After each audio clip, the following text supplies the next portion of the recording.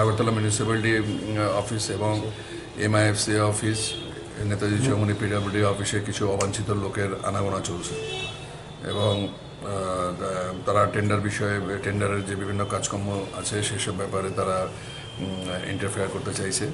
তো আজকে আমরা খবর পাই যে AMCতে বেশ কিছু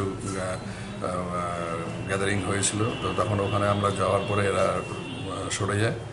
এরপর আধা ঘন্টা পরে আবার ওই MIFC অফিস যে বটতলায় আছে ওখানে আমরা বটতলা পোস্টের থ্রু দিয়ে খবর পাই যে এখানে প্রায় 70-80 জন ছেলেপেলে এখানে জড়ো হয়েছে। তো পুলিশের গাড়ি যখন ওখানে পৌঁছায় তখন তারা স্ক্যাটার্ড হয়ে যায়। তো এর মধ্যে থেকেও আমরা 3 জনকে আমরা আটক করেছি এবং একটা বাইক এবং একটা স্কুটি আমরা এটা আনক্লিন অবস্থায় ছিল সেটাকেও আমরা নিয়ে এসেছি। তো যাতে শান্তি সম্প্রীতি রক্ষার জন্যে আমরা আমাদের এই অ্যাকশন